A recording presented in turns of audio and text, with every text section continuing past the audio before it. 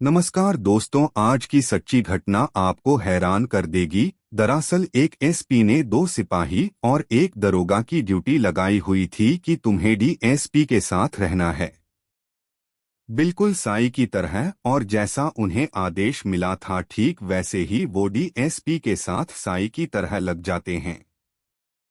अब डीएसपी साहब कहीं भी जाएं, चाहे वो खाएं पिएं, लेटे बैठे उठे, कुछ भी करें, वो दोनों सिपाही और दरोगा बिल्कुल हर वक्त हर समय उनके साथ थे। इसी बीच में सीओ साहब अचानक से उठते हैं। उठने के बाद वो जब चलते हैं तो दो सिपाही जो लगे हुए थे ड्यूटी में उनके पीछे पीछे चल देते हैं। डीएसपी गुस्सा आ जाता है। वो कहते हैं कि भाई मैं टॉयलेट में जा रहा हूं, क्या मुझे टॉयलेट करने की भी अनुमति नहीं है? वो कहते हैं कि साहब कोई बात नहीं, हम बाहर खड़े हो जाएंगे, लेकिन एक बात का ध्यान रखना, दरवाजा बंद मत करना ताकि आप देखते रहने चाहिए। वो डीएसपी तुरंत करने तो चला जाता है, लेकिन जब दोनों सिपाहियों से लगातार नजरबंद रखे हुए थे तो वो बहुत ज्यादा परेशान हो जाता है। दरअसल ये जो डीएसपी साहब है, ये डीएसपी साहब सोशल मीडिया पर लगातार वायरल हो रहे थे। इनकी खबर अखबार में छप रही थी, इसलिए उनकी निगरानी की जा रही थी, कहीं ये कुछ गलत कदम ना उठा ले, इसीलिए दो सिपाही और एक दारोगा की ड्यूटी लगी हुई थी। दरअसल आज की कहानी जो डीएसपी साहब की मैं सुनाने जा रहा हूं, इस कहानी को सुनने के बाद आपको डीएसपी साहब पर तरस भी आएगा, साथ ही आप पर उनको हंसी भी आएगी।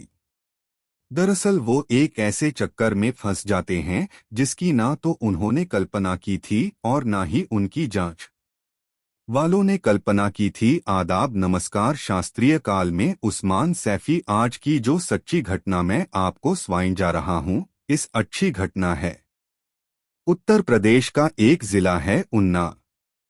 दरअसल ये उन्नाव की ही सच्ची घटना है। बात कर रहा हूँ उन्नाव की एक तहसील है बीघापुर, और बीघापुर के एक सीओ होते हैं जिनका नाम होता है कृपा शंकर कन्नौजिया। कृपा शंकर कनौजिया अपने एसपी साहब के पास जाते हैं जिनका नाम होता है आनंद कुलकर्णी। उनके पास जाते हैं, जाकर कहते हैं कि साथ मुझे छुट्टी चाहिए। दरअसल बेटी की शादी की तारीख बहुत नजदीक आ चुकी है और मैं एक दिन की छुट्टी लेना चाहता हूँ। उन्होंने जो एप्लीकेशन दी थी वो 6 जुलाई 2021 को एक दिन की छुट्टी चाहिए थी, और एसपी ने जैसे ये बात सुनी, बेटी की शादी का मामला है, एसपी साहब को छुट्टी दे दी। अब एसपी साहब छुट्टी लेकर अपने काम पर निकल जाते हैं, और निकलने के बाद इन्हें जाना था बीघापुर से गोरखपुर, जिनकी दूरी थी लगभग 341 किलोमीटर दूर। अब यहां जाने के लिए अपना सफर तय करना शुरू कर देते हैं, लेकिन घर नहीं पहुंचते। जब घर नहीं पहुंचते हैं तो जो इनकी बीवी होती है वो बहुत ज्यादा परेशान हो जाती है। परेशान होने के बाद वो फोन करती है तो उनका नंबर बंद था। सीयूजी नंबर जो सरकारी नंबर मिला होता है उसको फोन करती हैं तो वो भी बंद था। जो इनकी अर्दली होते हैं, इनके साथ रहते हैं, उनको फोन करती हैं तो उनसे कहते हैं कि हमारा उनसे संपर्क नहीं है। दरअसल वो छुट्टी से यहां से जा चुके हैं। अब इनकी बीवी लगातार परेशान हो जाती है, जिसके संपर्क में थे उन सबको फोन कर देती है। वहां से सफलता ना मिलती, तभी इनमें से कोई अधिकारी कहता है कि आपको एसपी साहब से बात कर लेनी चाहिए और एसपी साहब को बताइए कि आखिरकार क्या बात है, क्योंकि अब कहीं ना कहीं डीएसपी साहब की जो मोहतरमा थी, बीबी थी, उनको भी डर लगने लगता है। कहीं ऐसा तो नहीं उनके साथ कोई अनहोनी घटना हो गई हो और पुलिस जांच करेगी तब तक हो सकता है देर हो जाए, इसलिए उन्होंने तुरंत ही फोन लगाया। उन्नाव के एसपी साहब को आनंद कुलकर्णी को रोते हुए एक बात कही, एसपी साहब, मेरे पति छुट्टी लेकर घर के लिए निकले थे, लेकिन वो उनका पता ही नहीं चल रहा है। मैंने उनके पर्सनल नंबर पे फोन किया, उनके एक दो नंबर और हैं, उन पे भी फोन किया। साथ ही जो सरकारी नंबर था उन पर भी फोन किया, लेकिन बातचीत नहीं हो पा रही है। कहीं उनका पता करने की कोशिश कीजिए, ऐसा ना हो उनके साथ कुछ हादसा हो जाए, कुछ गड़बड़ी हो जाए। एसपी साहब ने जैसे ये बात सुनी, एसपी साहब को लगता है कि बाकी एक अधिकारी कहीं खतरे में तो नहीं है। उन्होंने तुरंत ही अपनी सर्विलांस टीम को आदेश किया और कहा कि सीओ साहब के नंबर पे बातचीत करने के संपर्क करने की कोशिश करो। जितनी जल्दी हो सके मुझे तुरंत बताने की कोशिश करना। जैसे सर्टीन को ये बात मिलती है। सुनने के लिए सर्विलांस टीम ने एसपी साहब के आदेश को सरमाफी से लिया और उसके बाद अपना काम करना शुरू कर दिया, जो शुरू कर दिया। इनके नंबर जब लोकेशन लगाई जाती है, इनकी जो सीडीआर देखने की कोशिश की जाती है, तो सबसे पहले सीडीआर निकलने में तो वक्त लगता है, लेकिन लोकेशन निकलने में आसानी हो जाती है और वो कम से कम समय में निकल जाती है। आखिरकार इनकी लोकेशन आ जाती है और लोकेशन आती है कानपुर का एक गंगा पार एक इलाका है। वहां पर माल रोड है। मॉल रोड के पास इनकी आखिरी लोकेशन पाई जाती है। अगर जीस बीघापुर से उस जगह की बात करें तो लगभग 24 किलोमीटर ये दूरी है। 1 घंटे का भी रास्ता नहीं है। पुलिस वालों ने, क्योंकि एसपी साहब का आदेश था, इसलिए उसे ढिलाई नहीं कर सकते थे, सीधा उस जगह पहुंच जाते हैं। माल रोड और माल रोड जाने के बाद उस जगह की तलाश करते हैं कि आखिरकार आखिरी लोकेशन कहां पर थी। तो आखिर लोकेशन होती है, एक होटल होता है मंदाकिनी, और मंदाकिनी होटल के पास जाकर उनके जो मोबाइल था वो स्विच ऑफ हो जाता है। अब इसके बाद ये रिसेप्शन पे पहुंचते हैं। रिसेप्शन पे जाने के बाद पहुंचते हैं कि यहाँ पर कोई एक कृपा शंकर नाम से कोई व्यक्ति आकर रुका हुआ है। तो होटल वाले कहते हैं कि हाँ साहब, बिल्कुल रुके हुए हैं। और जैसे ही रात ज्यादा हो चुकी थी, जब रात ज्यादा हो चुकी है तो ये जो भी जांच करने वाले सर्विलांस की टीम होती है वो सीधा उसी कमरे में जाती है जिस कमरे में ये अधिकारी रुके हुए थे। अब वहां जाने के बाद दरवाजा खटखटाया जाता है। अब अचानक से ही सीओ साहब का दरवाजा जब खटखटाया गया तो अंदर से सीओ साहब निकल के आते हैं। पूछते हैं कि क्या बात है, क्यों यहाँ पर आए हो। वो कहते हैं कि साहब, हमें एसपी साहब ने आदेश दिया था। दरअसल आपके सभी नंबर बंद हैं। आपकी पत्नी बहुत ज्यादा परेशान हो रही थी और जांच करने के आदेश दिए। जैसे ही वो जो टीम थी जांच करने के लिए गई थी, उनकी नजर पहुंचती है एक महिला पर, और महिला पर नजर पहुंचती है तो वो थोड़ा परेशान हो जाते हैं। कौन महिला है? बीबी परेशान हो रही है और ये पता नहीं किसके साथ है। तुरंत वो टीम वहां से हटती है। हटने के बाद रिसेप्शन पे आती है और रिसेप्शन पे आने के बाद ये फिर जांच पड़ताल करती है। सीसीटीवी कैमरे को देखा जाता है, साथ ही रजिस्टर को भी देखा जाता है। जब रजिस्टर देखा जाता है और एक नाम सामने आता है तो उस टीम की ओर थोड़े आंखें खुलती है। वो सोचने पर मजबूर होते हैं, ये महिला यहां क्या कर रही है। दरअसल बीघापुर तहसील का ही एक थाना होता है। उसी थाने में तैनात एक महिला सिपाही होती है जो देखने में अच्छी खासी खूबसूरत होती है, और वो महिला सिपाही सीसीटीवी कैमरे में कैद हो जाती है। 3:48 और 6 जुलाई 2021 की वो तारीख होती है। उन्होंने उतनी ही फुटेज उसमें सीसीटीवी कैमरा में से निकलवाते हैं और निकलवाने के बाद अपने मोबाइल में अपलोड कर लेते हैं और अपलोड करने के बाद एसपी साहब को ये जानकारी दे देते हैं।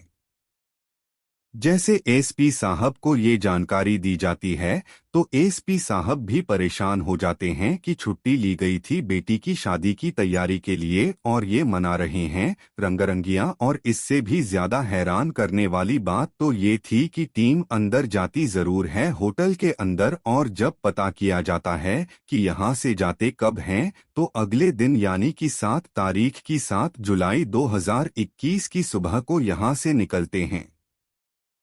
अब ये बात और उनको और ज्यादा खराब लगती है। एक तरफ तो वो सीसीटीवी फुटेज जो होटल के अंदर प्रवेश कर रहे हैं उसमें महिला सिपाही हो या डीएसपी साहब हो, उन्होंने अपनी जो भी पहचान थी उस छुपाई नहीं थी। हालांकि वो जब जाते हैं तो डीएसपी साहब ने अपने चेहरे पर मास्क लगाया हुआ था और जो महिला सिपाही होती है उसने अपने चेहरे को सफेद रंग के दुपट्टे से कवर किया हुआ था। ये वीडियो सोशल मीडिया पर वायरल हो जाती है और वायरल ये हो जाता है कि सर्किल ऑफिसर यानी कि डीएसपी साहब वो अपने ही इलाके के एक थाने की महिला सिपाही के साथ अश्लील कर रहे थे या रंगरियां मना रहे थे। जब ये सब बातें होती हैं तो धीरे धीरे करके मामला पहुंच जाता है उत्तर प्रदेश की राजधानी लखनऊ में, और लखनऊ तक पहुंचते पहुंचते डीजीपी कार्यालय तक पहुंच जाता है। अब वहीं से आदेश होते हैं कि इनके खिलाफ जो भी मामला है इसकी जांच पड़ताल करिए, और जांच पड़ताल करने की एसपी साहब जो है वो एएसपी होते हैं शशि शेखर सिंह, उनको मामले की जांच देते हैं। जांच में कुछ सत्यता पाई जाती है। सत्यता पाई जाने के बाद डीजीपी संतुति करते हैं गृह विभाग के लिए और गृह विभाग इनको निलंबित कर देता है। अब महिला सिपाही बस वहां से अगले दिन यानी कि ये बात होती है मंगलवार की बुधवार को वो अपने ऑफिस पहुंचती है, और ऑफिस पहुंचने के बाद उन्हें लगता है कि शायद ये मामला बहुत ज्यादा वायरल हो रहा है। तभी गुरुवार को अपने एसओ के पास जाती है। जाकर कहती है कि साहब मुझे 3 दिन की छुट्टी दे दीजिए, मैं अपनी घर जाना चाहती हूँ। यानी कि अब बदनामी जब ज्यादा होने लगती है तो वो यहाँ से चली जाती है और जाने के बाद अपना काम में लग जाती है। लेकिन उधर जो डीएसपी साहब होते हैं उनकी लगातार बदनामी हो रही थी और बहुत ज्यादा परेशान भी होने लगते हैं। ऐसी स्थिति में एसपी साहब को लगता है कि कहीं ये कोई गलत कदम ना उठा ले, इसलिए 2 सिपाही और 1 दारोगा को उनकी सुरक्षा के लिए मुस्तैद कर दिया गया। कह दिया गया कि जहां जहां जाएं वहां वहां इनके साथ रहना है। ऐसा ना हो कि कोई चूक हो जाए और हमारे हाथ से एक डीएसपी निकल जाए। अब डीएसपी साहब जहां भी जा रहे थे, चाहे उखा रहे थे, पी रहे थे, चाहे तो रेट में जा रहे थे, वो दोनों सिपाही और दरोगा उनकी निगरानी कर रहे थे। और निगरानी करते करते ये बात जब धीरे धीरे और पुलिस वालों के माध्यम से दूसरे लोगों तक पहुंचती है तो वाकई उन्हें और ज्यादा गिलानी आती है। हालांकि वो सस्पेंड हो जाते हैं। उसके बाद फिर बाद में जो भी होता है ये विभागीय मामला है, वो बहाल भी हो जाते हैं। लेकिन ये जो इस बीच में मामला हुआ था ये चोरों काल का वो युग चल रहा था जब लोग एक दूसरे से मिलने से बच रहे थे और इन्हें मौका मिलता है, और ये दोनों महिला सिपाही के साथ अपना काम कर रहे थे। पुलिस सूत्रों का जो अखबार में एक खबर भी छपी थी, पुलिस सूत्रों का दावा था कि बिहार की एक महिला दरोगा के साथ बिशाद इन्हीं डीएसपी साहब अपने अश्लील बातें करते थे, तो वहां से भी कुछ ना कुछ इनके खिलाफ मामला हो जाता है। हालांकि मामला खिलाफ था या नहीं था ये तो खैर एक अखबार ने ऐसा लिखा है, लेकिन जो भी उन दोनों हुआ था वो डीएसपी की खबर पूरे उत्तर प्रदेश में आपकी तरफ फैल जाती है और लोग सोचने पर मजबूर हो जाते हैं कि एक अधिकारी आखिरकार अपनी ही महिला कांस्टेबल के साथ जो उनके विभाग से जुड़ी हुई है उसके साथ ऐसा कैसे कर सकते हैं। दोस्तों, इस पूरे घटनाक्रम को सोने का उद्देश्य किसी को परेशान करना नहीं है, किसी का दिल दुखाना नहीं है, बल्कि आपको जागरूक करना है, आपको सचेत करना है। और जाते जाते आज दिल्ली के रहने वाले हैं सुभाष सिंह राणा, आज इनका जन्मदिन है। इनको जन्मदिन की ढेरों सारे शुभकामनाएं, बहुत बहुत मुबारकबाद। साथ ही कुछ लोगों ने नाम लेने की अपील की है, जिसमें छत्तरपुर के रहने वाले हैं प्रमोद यादव, हसनपुर के रजत पोसवाल, दिल्ली के आस मोहम्मद, सिकंदराबाद संजीव कुमार ओडिशा के रहने वाले हैं, सुजीत राम लाल प्रजापति सांचौर के रहने वाले हैं, यूनुस मोहम्मद चूरू के रहने वाले हैं, सरिता कुमारी हैं, ऋषि यादव, नाजिम पठान, सिकंदराबाद से संतोष कुमार, शिवम गौतम, मुरादाबाद से कमालुद्दीन, फर्रुखाबाद से विकास यादव, कुशीनगर से रामेंद्र, कविता का शव तारा से तारा हैं। सिलीगुड़ी से आप सब लोग अपना ख्याल रखें, सुरक्षित रहें। दोस्तों, मिलते हैं अगली एक नई जानकारी के साथ, तब तक के लिए जय हिंद, जय भारत।